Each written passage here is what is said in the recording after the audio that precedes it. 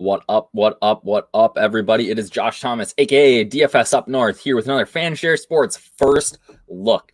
Before we even get started, I need to tell you guys something. It is July 28th, I believe. Let me double check. I'm losing my mind here. And that means that we have, or 29th, this summertime. I'm a teacher. I'm losing track of the days. It's 29th. That means that you have today and tomorrow left. That is it for free Fanshare Sports. All right. After tomorrow, no more. You will not have access to the Fanshare Sports Pro VIP, everything that's behind the scenes that you get. You'll still get this video. This is going to be free every single week, but all the new additions that we have, that showdown model that's been killing it, my article, you won't have access to the ownership projections, our new form guide that is coming out today, that's going to now include strokes gain data and show you some rolling trends there, which I think is going to be really important and a really neat tool to be able to look at, okay, who am I picking this week? And something that I'm going to really look at breaking down in my Taking the Pulse article this week. So again, this is out today. You have tomorrow, Wednesday, shutting it down. Got to be a VIP member. If you are not a VIP or a Fanshare Pro member, right, you have to use that code Josh. That'll get you 20% off for life. All right. Come in, get involved, be with us. Like, it is worth every single penny. We have seen over the last couple of weeks how important ownership is. All right. So come join us, get involved, use that code Josh, 20% off. Let's get to this week. We are at the Rocket Mortgage Classic. All right. Rocket Mortgage Classic in Detroit, Michigan. Detroit Golf Club, par 72, 73.40. This course is really close to 8 Mile.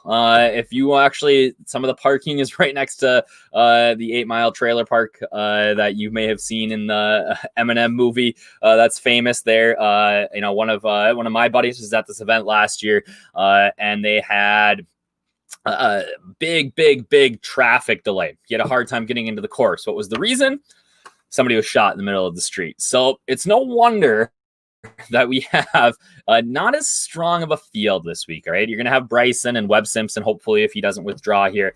But after that, it's a fairly weak field. It's a little bit stronger than last year, where we saw Nate Lashley and Doc Redmond duke it out on the final day. But, well, not really duke it out. Lashley crushed everybody here. But it's not that strong of a field. So while we've kind of been spoiled the last 3 weeks, now we're coming back to this is a pretty standard Rocket Mortgage Classic field for what we can expect. And we're going to go from here, and then we're going to end up playing 2 weeks in a row down at Memorial. So this video will look very, very similar 2 weeks in a row, because we're going to be breaking down Memorial Jack's course down there in Ohio. But so this week, Detroit Golf Club, we're back to a par 72. We haven't played a par 72 yet since the break. It is 73.40. Not super long, but not super short. The par fives are long here, and they actually require almost all of them require a layup, which brings some of the shorter guys into play. This is a classic Don Ross design, 1916. It was renovated by Robert Trent Jones, Hills, Hepner. You see a lot of those sort of characteristics, especially the Don Ross characteristics in this course. And what I mean by that is there are a ton of bunkers, and the greens are all, they do a very nice job of bunkering these greens and protecting them. The rest, it's kind of a boring course, actually, but the bunkers and the bunker play make it sort of interesting, right? There's only one water hazard in the course. There's only one hole that water is actually in play. It's a par 5, but yeah, the bunkering around the greens is really intriguing. And what you find is now here is you really have to be in the fairway, and then you have to be in the, you got to be hitting these greens, because anything around the greens, you're going to have a hard time getting it up and down for par. All right. We have Benton Poa, just like last week, fairways and greens. So guys who played last week coming from the Travelers should be at a little bit of an advantage here. Thick bluegrass rough. Currently, the golf course superintendent's page has it at 4 inches. If it is 4 inches long here, I think we're going to see an even bigger premium placed on putting it in the fairway. All right. Again, you just bring these bunkers into play around these greens, and if you end up in these bunkers, you're going to be in trouble long term. We look at some of the, the leaderboard from last year, and you can see that A, guys hit a ton of fairways, and B, guys hit a ton of greens. And the other thing that we saw was that this really turned into a putt-putt contest. And anytime we get into a birdie fest, that's really what it comes down to. It's not so much that you want to target guys who are really good bent and POA putters, right? It's putting is not. There's so much variance in it. There is good putters, there's bad putters, but you look at a guy like Doc Redmond. Last year he came here and gained 86 strokes putting. All right. His average is right at about even. So like that means that he gained about 1.25 strokes per day over his average. And his average on POA is actually like minus 1.3. All right. So going into last year, obviously we didn't have a ton of data because Doc Redmond was coming over from the Corn Ferry, or not from the Corn Ferry, from the Mackenzie Tour. But you look at a guy like that, and if you target putters, right, you're not going to be on Doc Redmond, all right, because he's a terrible putter. But if you look at, strokes gained approach, things like that, like, yeah, the guy makes a ton of sense. Just looking kind of back to last year, I'll be talking more about Doc Redmond in my Taking the Pulse article later this week. But yeah, so it's so hard. Like I say, it's going to be a putt-putt contest, and it is. All right. You're going to have to putt super well here to be in contention because you need to make a ton of birdies.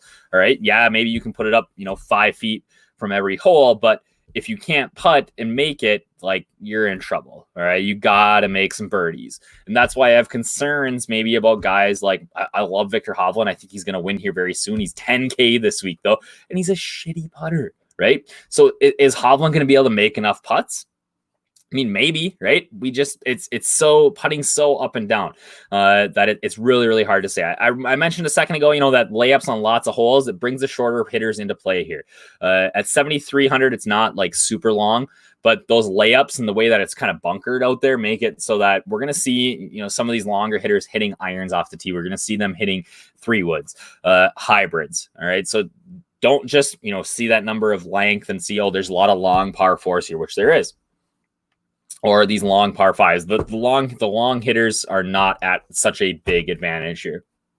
We're going to see with Bryson, but yeah, 20 birdies. You got to have 20 to be kind of in the mix. All right. Last year there was 1,895 birdies. That's an insane number, right? 914 on the front, 981 on the back. That's crazy. 40 eagles. All right. Almost all of the holes, or well over half of the holes here, played under par. So 1, 2, 3, 4, 5, 6, 7, 8, 9, 10, 11 holes played under par last year. All of the par fives played under par, and 2 of the par fives played almost a half a stroke under par, which is pretty low, right? So again, this is going to be a birdie fest. All right. As we look at kind of the scoring from each day, this is one of my favorite charts to look at every week. You can see that, almost the entire field in round 1 shot par or below. That's crazy, right? 118 in round 2. Okay. Lots of low scores, minus 2.295, minus 1.38. The cut here was minus 4 last year. We've seen kind of a trend of that number going lower recently because of the strength of the field, but with the strength of the field here, I'm not really expecting that to be super low this week. All right. You look at eagles, birdies, pars, bogeys, like anytime that we're talking about, the birdie number being almost 3 times the bogey number, that's crazy, right? So birdies or better is going to be very, very, very important this week. On a whole, last year, the course played just under 2 strokes under par. 2 short par 3s, 2 long par 3s, 3 short par 4s, 2 medium, 4 long, 3 short par 5s, 1 long par 5. I really think that if you're going to target an area, you want to look at maybe these short par 5 scoring. And one of my boys, we'll see here on the next page, really crushed here on that sort of scoring last year. So looking at the results, this is something that you can find in the research station.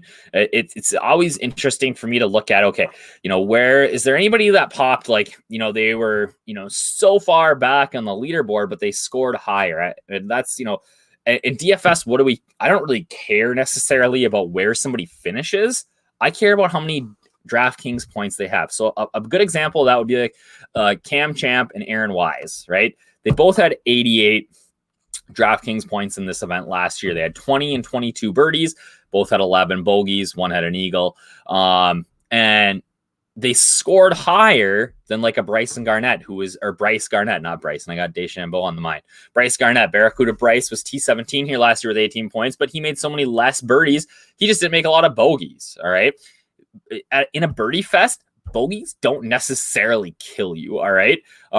So especially guys like kind of coming from the back in that like 40-30 range, that's a really, something to look for. I mean, you want guys that are going to make lots and lots of birdies. And that's, again, it comes down to like that birdies are better gained, right? Wise and Champ, what do they both have in common? They're both very long. And they're good wedge players, right? So maybe there is a little angle in here on guys who are long, right? You look at the top and we're seeing, not a lot of bogeys made, right? Kokrak made 12, had a ton of points. Those two eagles really came into play, but sometimes it's more about making those birdies than it is about making the bogeys. This is a Don Ross design, and let's take a look. And one thing that I'd like to do in the research station again is take a look at, hey, who is really playing well on Don Ross designs? We don't play a ton, so if you look at the appearance column here, we only have guys with like 2 or 3, but some names that really stick out to me, guys like a Webb Simpson. If Webb's back this week, he's played Don Ross as well over his career. Sung J M's got 3 events and he's averaging 85.33.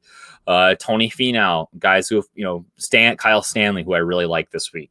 Even a Sabs and Hovland right up there, 100 points on these Don Ross designs. Something that, might be an angle in. And then looking at, hey, average birdies, right?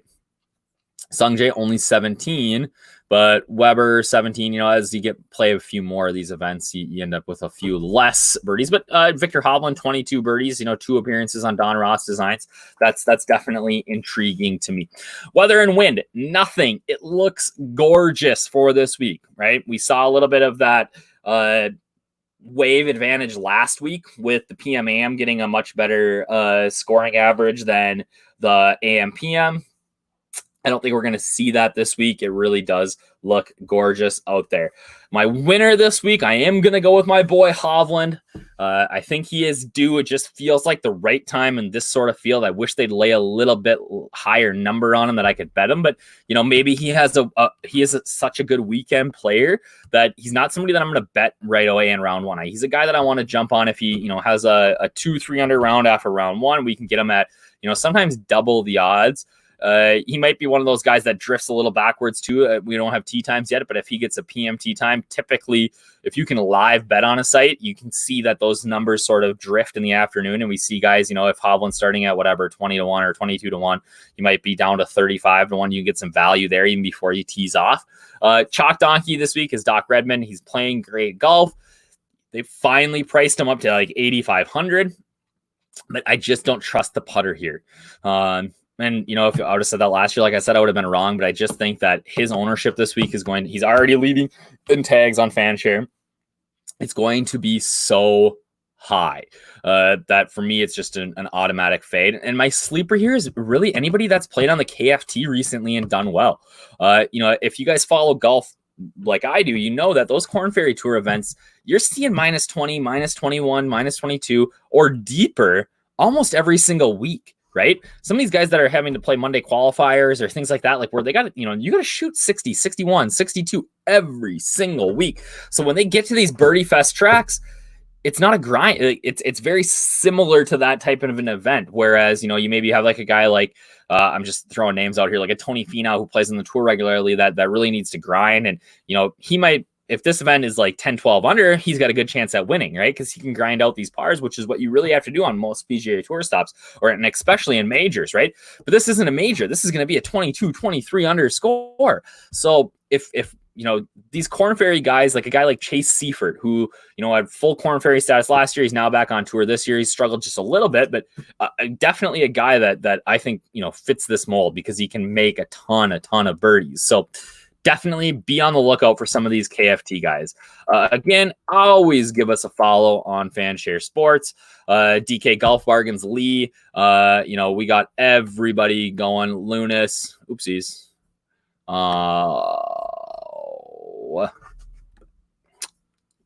There we go. Lunas, coming out with that showdown model every week, which has been a huge success. We're adding DK DFS strength to run that form guide for us, which I'm excited about. Should be out later today.